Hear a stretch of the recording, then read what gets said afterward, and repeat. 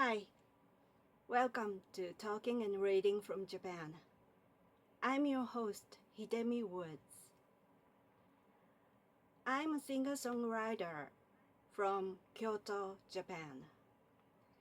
And beside my singing career, I've published some books about my childhood memories.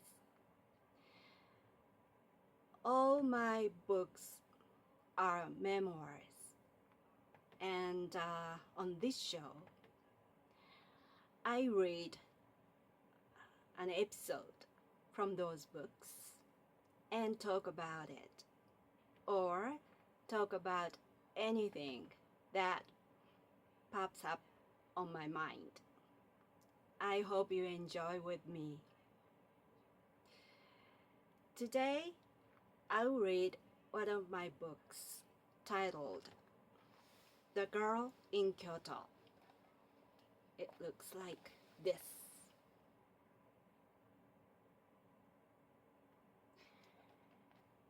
And this book is also a memoir. And so everything I wrote is exactly what happened to me. And I pick up one episode at a time and introduce you.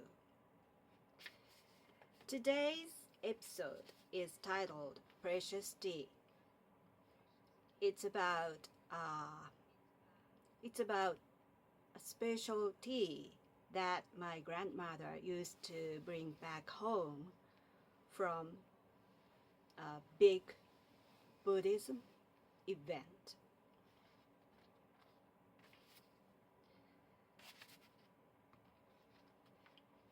Precious tea. Today is Buddha's birthday. I had lived with my grandmother until I left my hometown, and she led a secluded life. She rarely went out, but the Buddhist event was one of her exceptions. Although she had a limp and hated to step out of the house, she was willing to take a 1-hour train ride alone to the head temple of Buddhism. There, she would pour special sweetened tea over a statue of Buddha and bring the tea home. Drinking it was supposed to make us healthy and happy. Unfortunately, it tasted horrible. Since it was considered sacred and the precious result of my grandmother's rare long trip, I had to finish it thankfully with a forced smile. It was no more than annual torture for me. That was today's episode. While I lived in Kyoto with my grandparents and my parents, this event happened annually in spring on Buddha's birthday. Although my grandmother hated to go out, she was willing to go to the temple that was not near my home, but she wanted to go there once a year. That meant how special the event was to her, I suppose.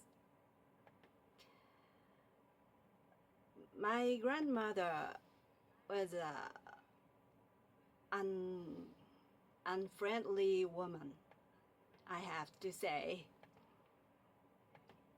I was raised my grandparents in place of my parents who are so busy out of the field because they were farmers.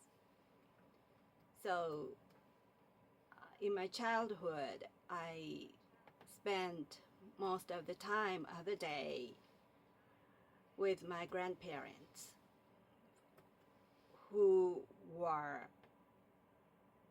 tremendously strict. And so, although I spent a lot of time with them, I never felt close to them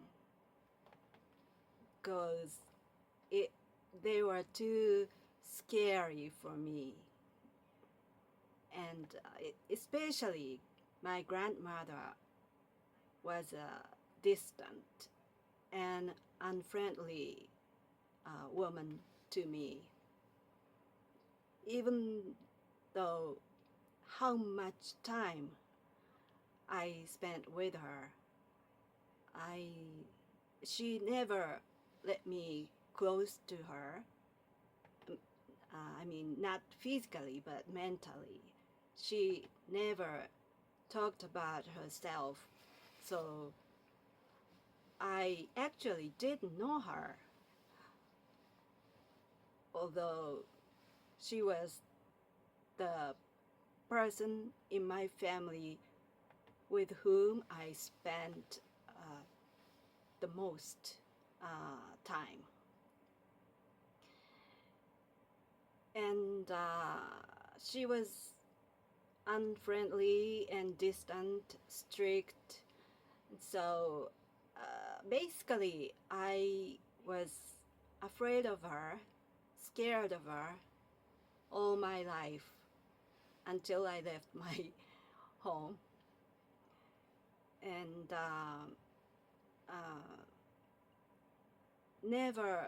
I had never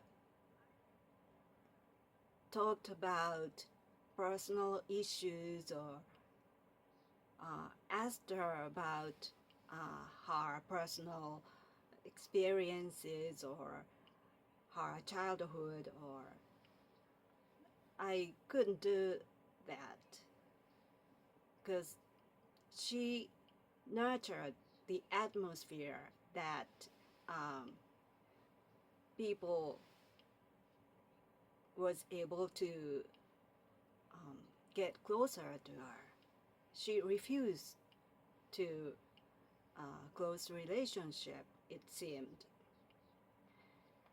And so I didn't know her, although she was raised me. And but when I was became teenager, I began to pursue my career as a musician. And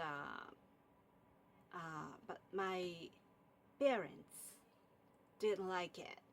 They opposed my career choice, and they didn't support me.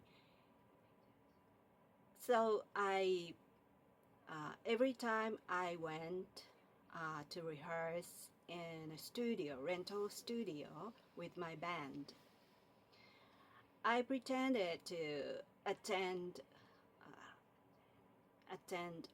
college, attend classes in college. I was a college student back then, but it was just fake status for me.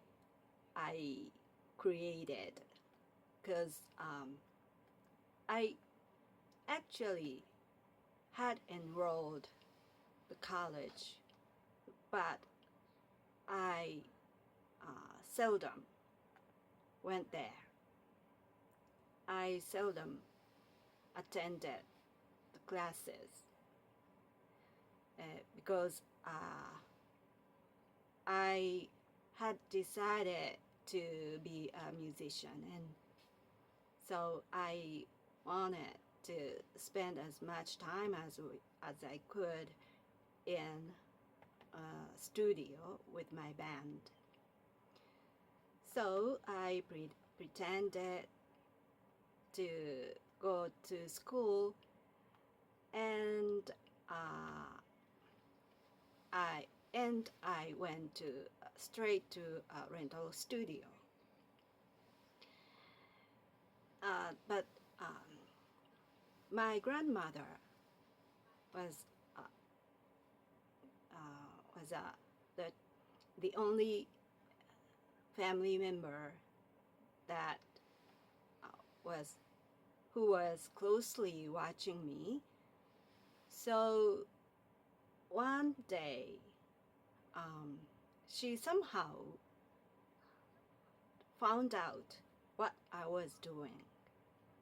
And one day she stopped me when I was about to leave for the studio. She called out, "Wait, wait."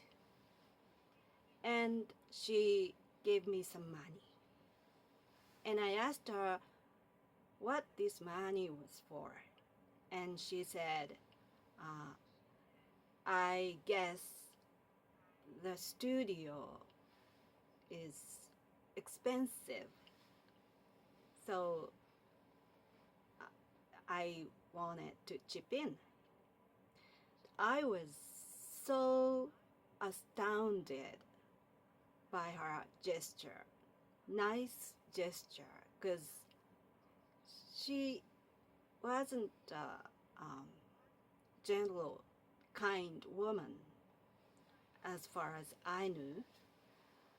So it was so unexpected that she gave me some money for my music career.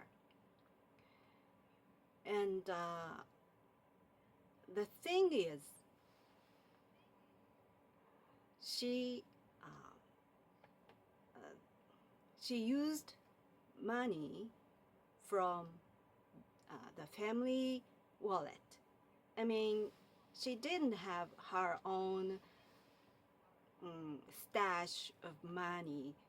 So there was a family wallet that in which money was stashed for daily basis expenses like utility or food or daily goods. And so it was a shared family wallet, shared money. And she chipped in for me from that money. And one day, finally, she was caught by my mother. My mother noticed the money in the family wallet got less and less so quickly. And so she asked my grandmother, because beside my mother, my grandmother was the only person who accessed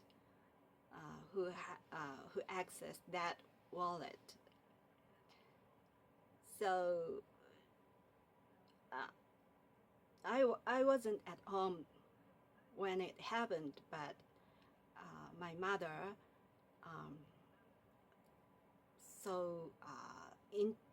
interrogated my grandmother, and she explained, she tried to help my expenses for the rental studio. And my mother got furious because my mother didn't support my career. She was fiercely opposed to my choice of becoming a musician. So she scolded at my grandmother and told her not to do that again ever. And in that evening, I was also scolded my mother, and she told me not to take my grandmother's money again. And next day, my grandmother came to me, and she wanted to, it seemed she wanted to talk to me something. And I asked her what, and she said, "I am sorry." She said so kindly and sweetly, as if she was a different person from I really knew over the years. And I asked her what for, and my grandmother said, "I was caught by your mother, and I couldn't give you money for studio anymore, and so I'm sorry," she said.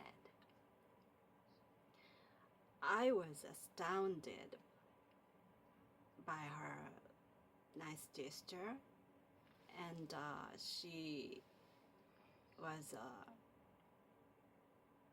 she wasn't that kind of person I had thought. But in that moment, she was so kind, tender, thoughtful, and so warm. And I felt I was loved by her so much.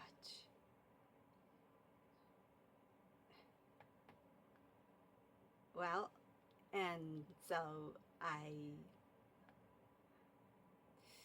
have to say I bitterly miss her now.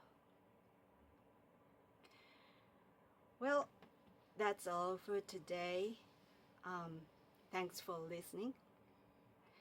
If you like, please follow me at Talking and Reading from Japan, that I regularly broadcast on my podcast, and you can hear this show wherever you get your podcasts. So if you like, please follow me. I'd greatly appreciate it.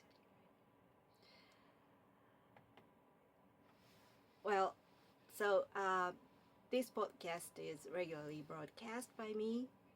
So I hope I can see you again soon. I'm Hidemi Woods. Thanks for listening. Until next time, take care and be well.